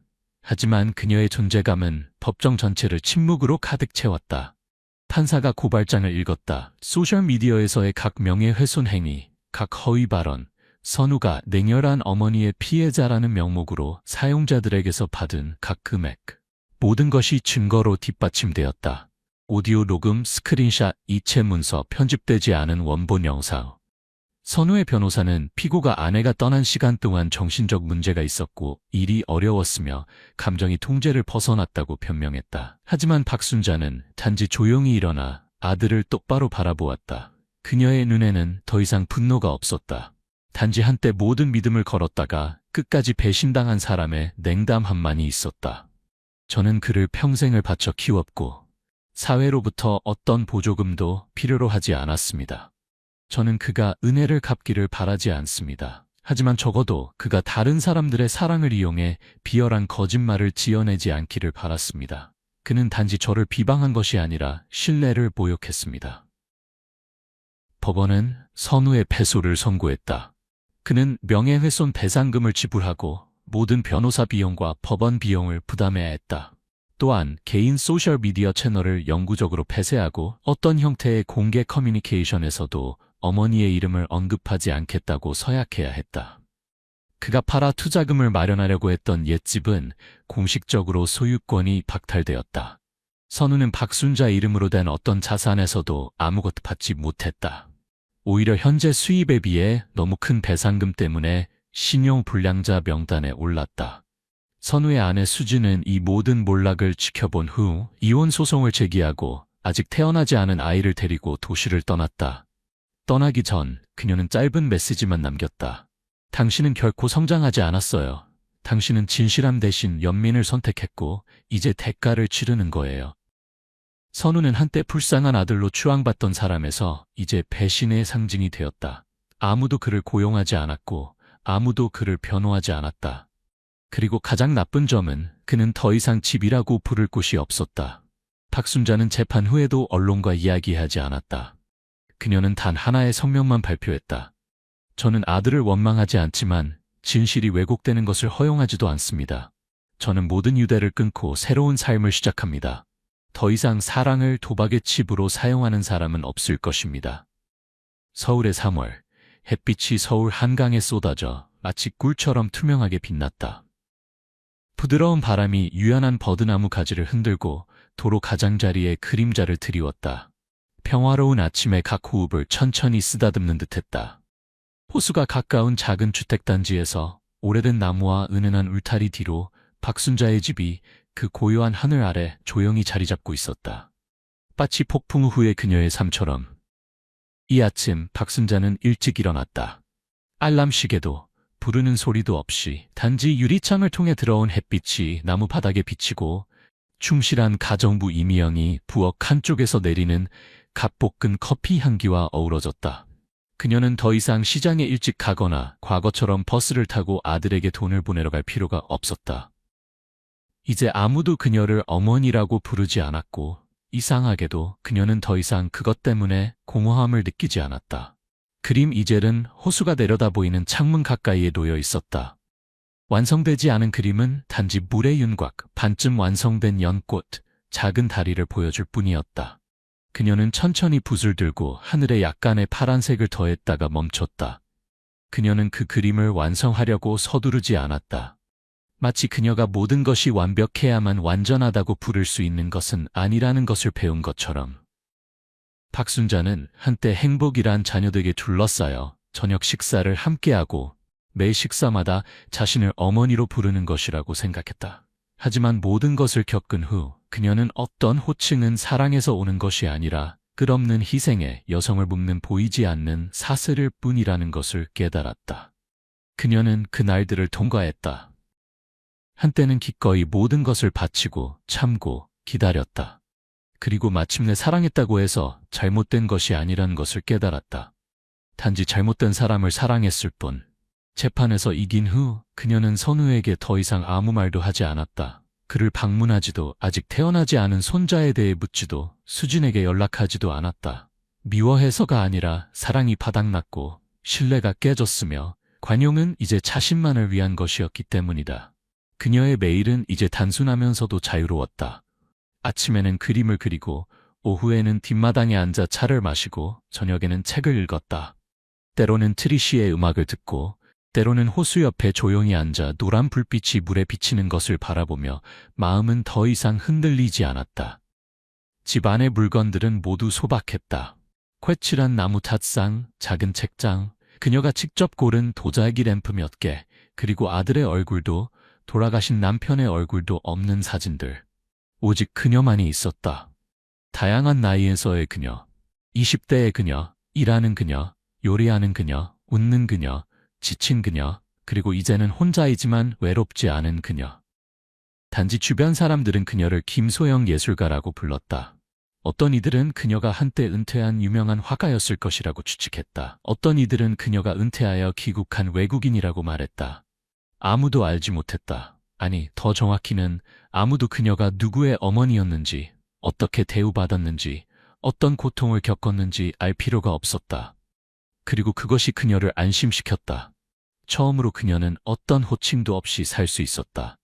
누구의 아내도 누구의 어머니도 아닌 그저 박순자 또는 김소영, 자신을 위해 사는 한 여자.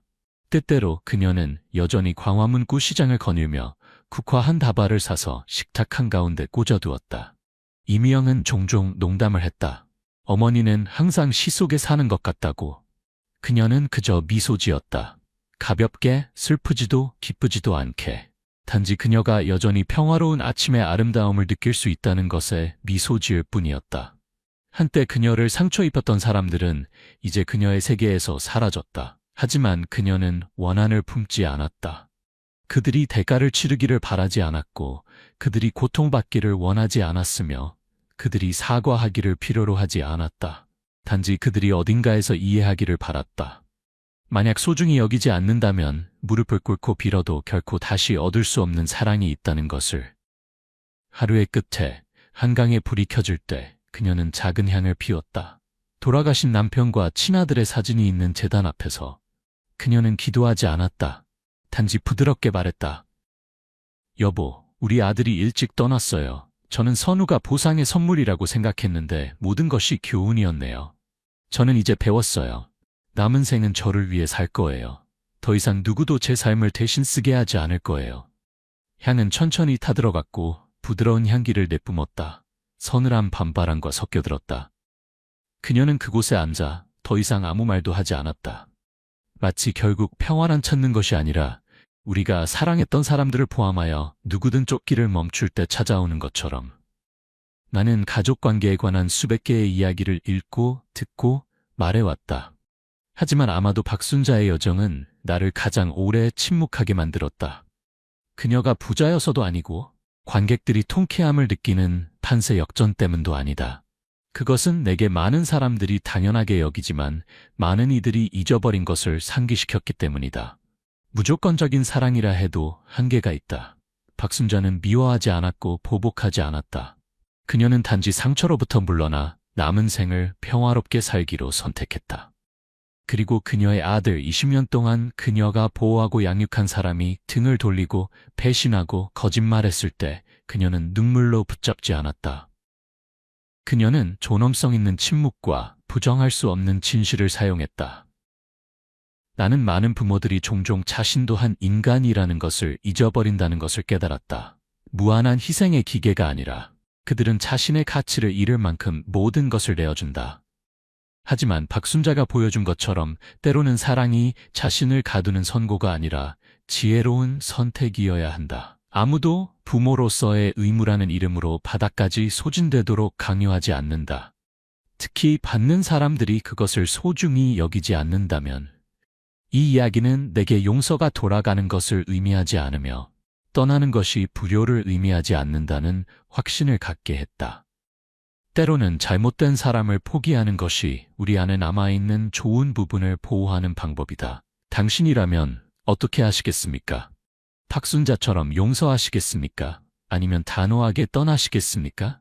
생각을 댓글로 남겨주세요. 저는 하나하나 읽을 것입니다. 그리고 이런 깊은 이야기들이 공유되어야 한다고 생각하신다면 유튜브 채널 따뜻한 마음의 이야기를 구독해주세요. 계속해서 함께 각 삶의 조각에서 아름다운 구석을 찾는 여정을 이어가요. 때로는 딱 맞는 순간의 한 이야기만으로도 차가워진 마음을 따뜻하게 할 수 있으니까요. 아들이 어머니를 쫓아낸 후 숨겨진 유산의 비밀. 차가운 겨울밤, 한 노부인이 낡은 캐리어를 끌고 아들의 집에서 쫓겨났다. 주머니에는 한 푼도 없었다.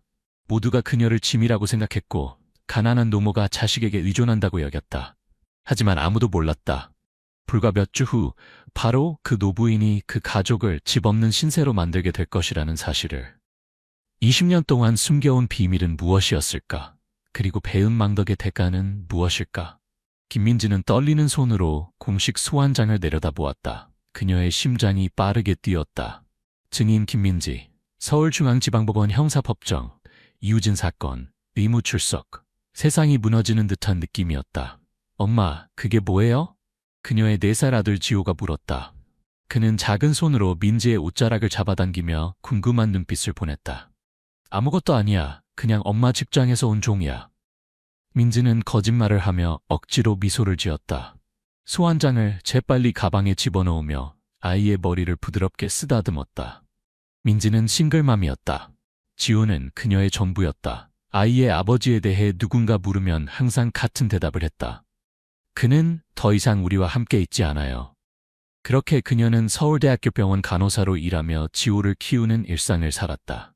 하지만 이 소환장은 실질적인 문제였다. 이유진, 부패와 마약거래 연루 혐의를 받고 있는 전직 경찰.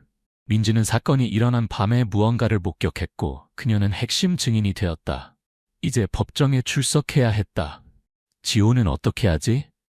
그녀는 저녁 식사를 준비하며 혼잣말을 했다. 모든 가능성을 고려해 보았다. 지호의 어린이집은 그 주에 보수공사로 문을 닫았고 그녀의 어머니는 부산에 살고 있었다. 몇 안 되는 친구들도 모두 일하고 있을 테니 도움을 청할 수 없었다. 결국 피할 수 없는 현실을 받아들여야 했다. 지호를 법정에 데려가야 했다. 판결 당일 아침, 민지는 지호에게 가장 좋은 옷을 입혔다. 그리고 가능한 한 간단하게 설명했다. 오늘 엄마가 어른들이 중요한 이야기를 나누는 곳에 가야 해. 그곳에서는 교회에서처럼 조용히 있어야 해. 알았지? 교회에서처럼요? 지호가 민지가 특별히 이 날을 위해 산 나비 넥타이를 만지작거리며 물었다. 그래, 교회에서처럼. 민지는 목에 맺힌 감정의 덩어리를 삼키며 대답했다. 웅장한 서울중앙지방법원 건물은 어른들도 위압감을 느낄 정도였다. 민지는 지호의 손을 꽉 잡고 대리석 계단을 올라갔다. 안에는 변호사들, 법원 관계자들, 그리고 다른 소환된 사람들로 북적였다. 입구에서 법원 사무관이 민지가 기다려야 할 장소를 안내했다. 그때 법정 문이 열렸다. 피고인들과 검사들이 들어오기 시작했고 그들 사이에 두 경찰관의 호위를 받은 이유진이 나타났다. 키가 크고 운동선수 같은 체격의 그는 깊은 다크서클이 진 얼굴로 고개를 숙인 채 수갑을 찬 손으로 걸어왔다. 그때 예상치 못한 일이 벌어졌다. 그때까지 장난감 자동차를 가지고 놀던 지호가 마치 누군가가 자기 이름을 부른 것처럼 고개를 들었다. 그의 눈이 커졌고 작은 몸이 굳어졌다. 그리고 민지가 상황을 이해하기도 전에 지호는 이우진을 가리키며 외쳤다. 하늘 아빠. 법정은 그날 아침 만석이었다. 에어컨은 나무 판벽 사이로 감도는 긴장된 분위기를 식히기에 역부족이었다. 검사석에서는 박정우 검사가 안경을 고쳤으며 메모를 정리하고 있었다. 맞은편에는 남윤서 변호사가 특유의 감청색 정장 차림으로 이우진과 속삭이고 있었다. 모든 사람 앞에는 엄격함으로 유명한 한지원 판사가 예리한 눈빛으로 법정을 살펴보고 있었다. 민지는 증인석으로 안내되었고 지호는 첫 번째 줄에서 사회복지사의 보호 아래 있었다. 처음에는 얌전히 앉아 바닥에 닿지 않는 다리를 흔들고 있던 아이였다. 김민지 씨, 진실만을 말하고 진실 외에는 아무것도 말하지 않겠다고 맹세합니까? 법원 관계자가 물었다. 네, 맹세합니다. 민지는 떨리는 목소리로 대답했다. 검사는 민지가 이우진과 지역 마약상들 사이의 거래를 목격했던 밤에 대한 신문을 시작했다. 그녀의 증언이 진행될수록 지호는 점점 불안해졌다. 처음에는 그저 의자에서 꼼지락거리다가 작은 소리를 내기 시작했다. 사회복지사가 속삭임으로 그를 진정시키려 했다. 민지가 범죄 현장을 언급하자 상상할 수 없는 일이 벌어졌다. 지호가 갑자기 일어나 이우진을 손가락으로 가리키며 맑은 목소리로 외쳤다. 하늘 아빠, 귀청이 터질 것 같은 침묵이 이어졌다. 모든 사람들의 시선이 아이와 피고인 사이를 오갔다. 이우진은 창백해졌고 민지는 입을 벌린 채 증인석에서 얼어붙었다. 한 판사는 잠시 당혹감에 빠진 후 망치를 두드렸다. 법정 질서를 지켜주십시오. 민지는 한 번도 지호에게 아버지에 대해 말한 적이 없었다. 누군가 물으면 항상 얼버무렸다. 지호에게 아버지는 하늘에 있는 추상적인 존재였다. 얼굴도 이름도 없는 존재였다. 이우진은 의자에서 몸을 뒤척이며 수갑찬 손을 꽉 쥐었다. 그의 손가락 마디가 하얗게 변할 정도였다. 그의 얼굴은 이제 명백한 불편함을 보였다. 난 평생 그 아이를 본 적이 없습니다. 그는 변호사에게 속삭였고 그녀는 긴장하며 고개를 끄덕였다. 민지는 여전히 증인석에서 유령을 본 듯한 표정이었다. 한 판사는 그녀의 공포를 감지하고 개입했다. 15분간 휴정하겠습니다. 김민지 씨, 아이를 통제하시거나 법정에서 퇴장시켜야 합니다. 복도에서 박 검사가 아이의 손을 꽉 잡고 있는 민지에게 다가왔다. 말하지 않은 것이 있습니까? 이것은 전체 사건을 위태롭게 할 수 있습니다. 아무것도 없습니다. 민지는 긴장하며 대답했다.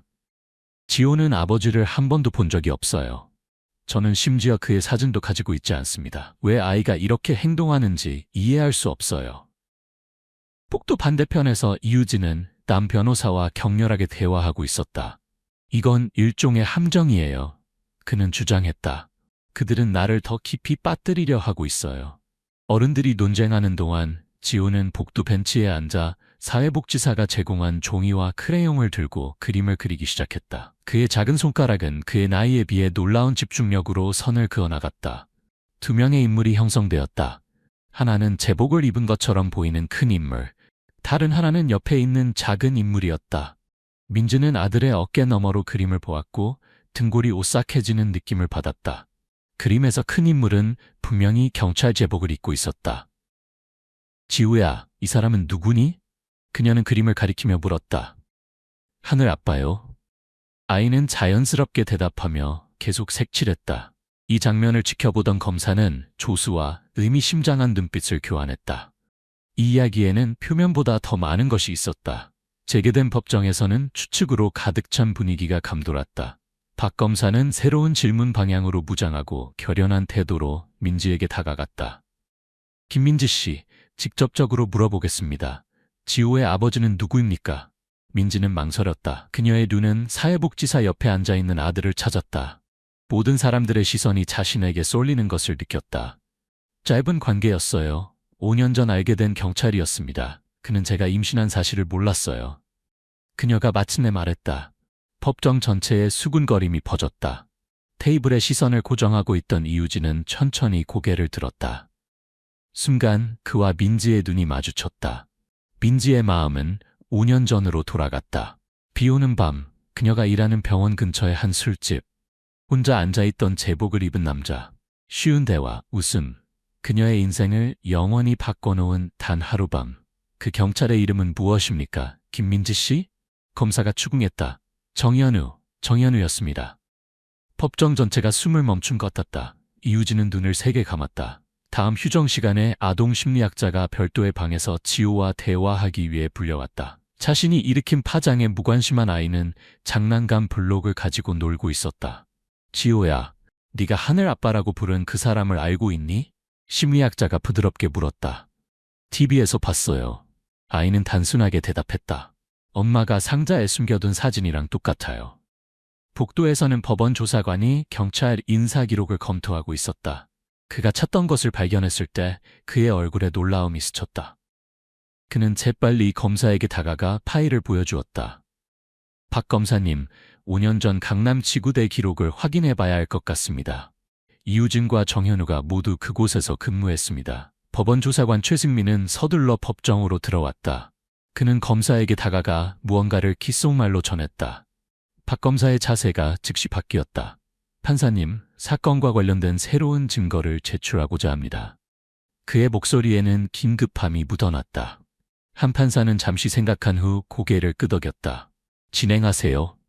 우리는 피고인 이유진이 2018년부터 2020년까지 강남 지구대에서 근무했음을 발견했습니다. 이는 김민지 씨가 당시 거주하던 지역과 정확히 일치합니다. 검사는 효과를 위해 잠시 멈췄다. 같은 지구대에는 정현우라는 경찰관도 근무했습니다. 민지는 그 이름을 듣자 눈에 띄게 창백해졌다. 이유진은 태연한 척했지만 그의 눈은 긴장을 드러냈다. 김민지 씨, 검사는 이제 민지에게 관심을 돌렸다. 당신은 피고인을 한 번도 만난 적이 없고 오직 정현우라는 이름의 경찰만 알았다고 주장하십니까? 네, 그녀는 거의 속삭이듯 대답했다. 하지만 이 사람이 아니었어요. 제가 알던 현우 씨는 턱에 흉터가 있었고 그의 눈은 달랐어요. 어떻게 달랐습니까? 박 검사가 재촉했다. 더 부드러웠어요. 민지는 거의 들리지 않게 대답했다. 이우진이 마침내 침묵을 깼다. 말해도 될까요? 그의 변호사는 반대하려는 듯했지만 그는 계속했다. 저는 5년 전 민지 씨를 잠깐 알았습니다. 제 형이 그녀에 대해 한 번 언급했었죠. 한 판사는 미간을 찌푸렸다. 이 상황을 고려할 때 DNA 검사가 적절할 것 같습니다. 이제 눈에 띄게 동요한 민지가 일어섰다. 지호의 아버지는 돌아가셨어요. 제가 임신 사실을 알기 직전에 신문에서 사고 소식을 봤어요. 법정은 완전한 침묵에 빠졌다. 민지는 눈을 감고 지역신문에서 경찰관, 서해안 고속도로 사고로 사망이라는 헤드라인을 보았던 순간을 떠올렸다. 흐릿한 사진, 충격, 그리고 그녀가 잘 알지도 못했지만 그녀의 삶에 영원한 흔적을 남긴 남자를 위해 흘린 눈물. 판사님, 이유진의 변호사가 개입했다. 우리는 이 재판의 본래 목적에서 벗어나고 있습니다. 제 의뢰인에 대한 혐의와는 반대로 검사가 끼어들었다. 우리는 피고인의 범죄 세계 연루 진실을 밝히는 중요한 단서에 도달했습니다. 또는 그의 행동에 대한 완전히 다른 동기를 확립하는 중입니다. 변호사가 마무리했다. 한 판사는 안경을 고쳐 썼다. 이 새로운 정보를 확인한 후에 증언을 계속하겠습니다. 법원은 즉각적인 DNA 검사를 명령합니다. 법원 법의학연구소는 최우선 순위로 작업했다. 다음 날 아침, 봉인된 봉투가 한 판사의 손에 전달되었을 때 법정의 긴장감은 거의 만질 수 있을 정도였다. 민지는 뻣뻣하게 앉아 있었고 지호는 그녀 옆에서 그림을 그리며 이 순간의 심각성을 모른 채 있었다. 이유진은 봉투에 시선을 고정했다. DNA 검사 결과 판사가 발표했다. 99.9%의 확실성으로 이유진이 미성년자 김지호의 생물학적 아버지가 아님을 확인합니다. 법정에 집단적인 안도의 한숨이 퍼졌다. 민지는 안도하면서도 혼란스러워 보였다. 하지만 지호는 자신의 이름이 언급되는 것을 듣고 고개를 들더니 다시 한번 이유진을 가리켰다. 하늘 아빠. 그는 이전보다 더 강하게 주장했다. 지호를 관찰하고 있던 아동심리학자 이수진 박사가 판사에게 다가왔다. 그녀는 아이가 전날 세션 동안 그린 추가 그림이 담긴 폴더를 가지고 있었다. 판사님, 이 상황을 설명할 수 있는 정보가 있습니다. 그녀가 폴더를 열며 말했다. 지호는 어제 여러 그림을 그렸습니다. 모두 반복되는 주제가 있습니다. 날개가 달린 동일한 두 인물입니다. 판사가 대답하기 전에 법정 뒤쪽에서 소동이 일어났다. 은퇴한 경찰 배지를 단 노인이 중앙 통로를 단호하게 걸어오고 있었다. 개입을 사과드립니다, 판사님. 저는 최상필 퇴직 경감입니다. 강남지구대에서 두 형제 모두와 함께 일했습니다. 뉴스에서 이 사건에 대해 알게 되어 오지 않을 수 없었습니다.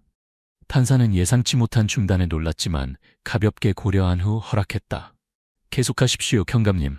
이유진과 정현우는 일란성 쌍둥이였습니다. 최 경감의 발언은 즉각적인 수군거림을 일으켰다.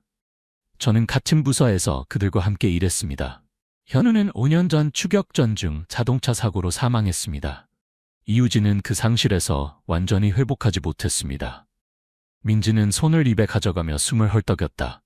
눈물이 가득 찬 그녀의 눈은 이유진에게로 향했고 그를 새로운 시각으로 바라보았다. 처음에는 식별하지 못했던 유사점을. 이유진은 무너진 어깨로 마침내 말했다. 저는 지호에 대해 알고 있었습니다. 현우가 사고 전에 민지 씨에 대해 말했습니다. 특별한 사람을 만났다고 했죠. 그가 죽은 후 저는 그녀의 임신 사실을 알게 되었지만 개입하지 않기로 했습니다. 모두에게 더 고통스러울 것이라고 생각했습니다. 왜 이전에 이것을 언급하지 않았습니까? 판사가 물었다. 그렇게 하면 제 진짜 신분이 드러나고 수년간의 수사가 위태로워질 것이기 때문입니다. 이유진은 대답했다. 그는 변호사와 의미심장한 눈빛을 교환했고 그녀는 계속하도록 허락하는 의미로 고개를 끄덕였다. 그리고 지우와 민지를 위험에 처하게 할 것입니다. 심리학자가 다시 다가와 판사에게 특정 그림을 보여주었다. 지우는 이것을 반복해서 그렸습니다. 아동의 상징적 언어에서 이것은 떠났다가 다른 형태로 돌아온 사람을 나타냅니다. 지우에게 이유진은 아마도 본 적이 있는 현우의 사진과 동일합니다. 그래서 그를 하늘 아빠라고 부르는 것입니다. 법정은 이유진이 의자에서 자세를 바로잡는 동안 절대적인 침묵에 빠졌다. 한 판사는 그에게 새로운 시각으로 증언을 계속하라는 신호를 보냈다. 3년 전 내부 감사과에서 저를 비밀 작전에 모집했습니다. 이유진이 시작했다. 그의 목소리는 이제 더 확고했다. 형의 옛 부서에 있는 경찰관들과 관련된 부패 계획에 대한 의심이 있었습니다. 조사를 위해 저는 타협된 정체성을 맡았습니다. 쉬운 돈에 넘어간 경찰관의 정체성을. 그의 변호사는 판사에게 봉인된 봉투를 제출했다. 이 문서에는 특수작전 과장이 서명한 작전의 공식 확인이 담겨 있습니다. 이 순간까지 기밀로 분류되어 있었습니다. 판사는 서류를 검토했고 그녀의 표정은 점차 회의적인 것에서 이해로 바뀌었다. 계속하십시오, 이유진 씨. 2년 동안 저는 조직에 잠입했습니다. 진짜 범죄자들의 신뢰를 얻고 부패한 경찰관들과 마약상들에 대한 증거를 수집했습니다. 이유진은 민지를 직접 바라보았다. 저에 대한 혐의는 제 가면을 유지하기 위해 필요했습니다. 제가 진짜 인물을 밝혔다면 전체 작전이 무너졌을 것입니다. 그럼 제 아들은요? 민지가 물었다. 그녀의 목소리는 감정으로 떨렸다.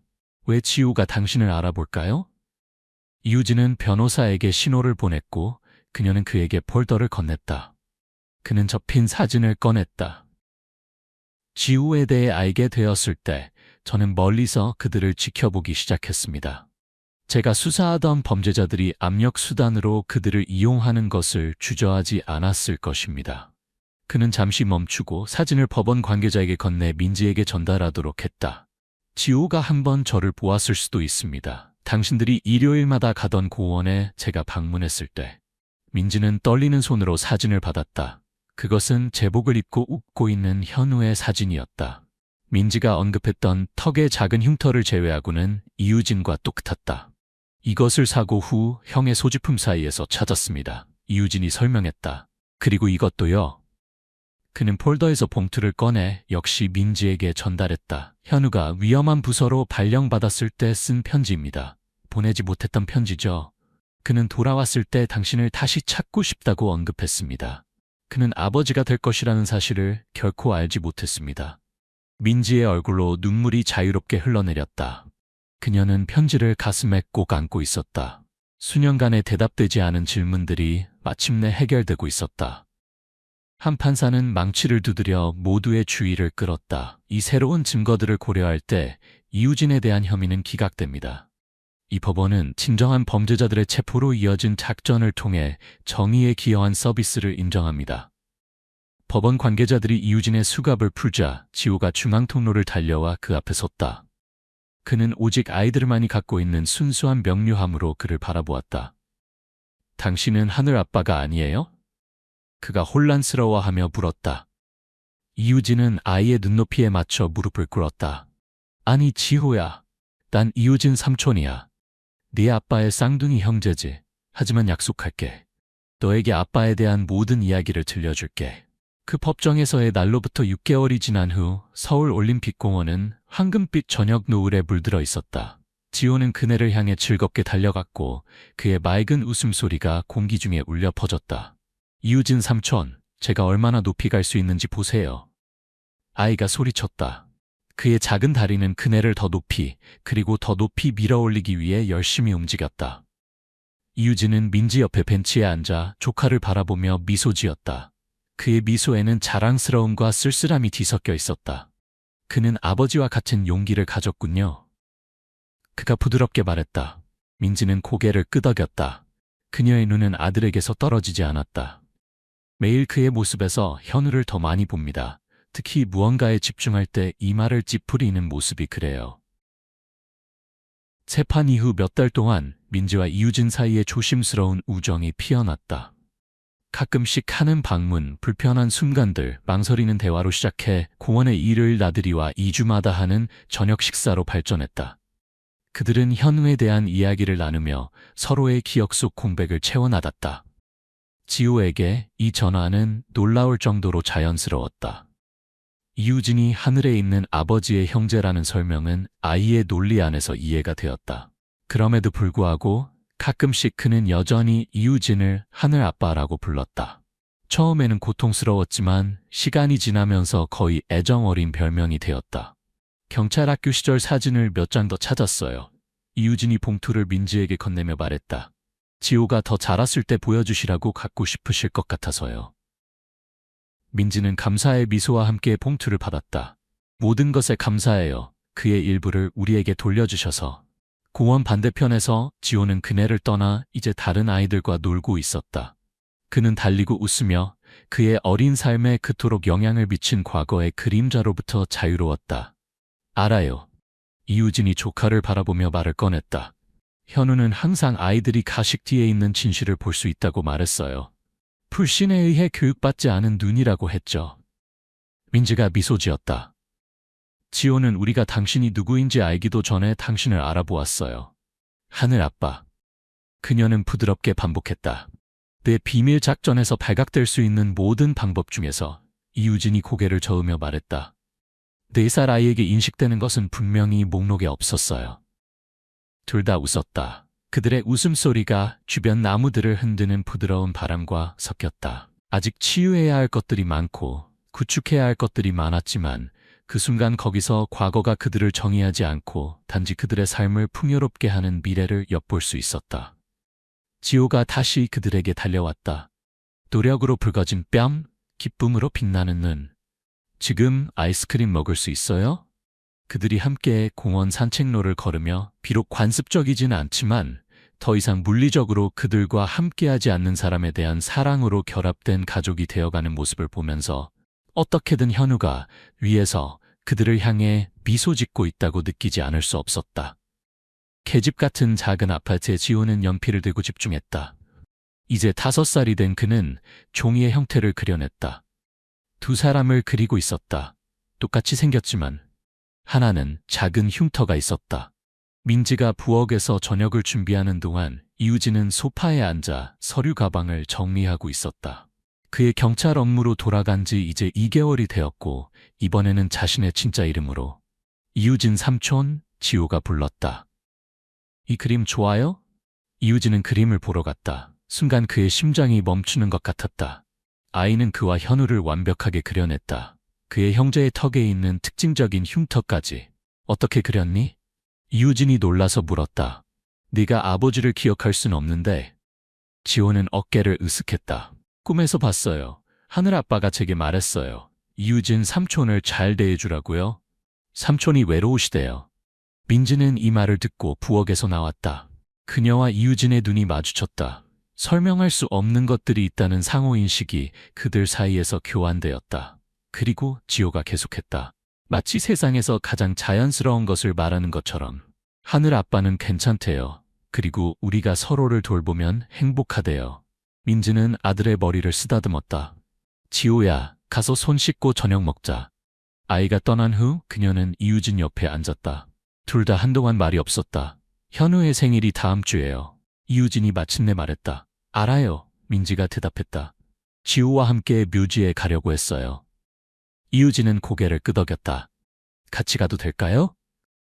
민지는 잠시 생각하더니 그의 손을 부드럽게 잡았다. 현우도 그걸 좋아할 거예요. 창문 너머로 저녁 첫 별이 서울의 하늘에 빛나기 시작했다. 그리고 아래에서 작은 아파트에 있는 3사람은 예상치 못한 상황에서 찾은 가족이라는 선물을 소중히 여기기 시작했다. 진실이 항상 우리가 예상하는 곳에 있는 것은 아니다.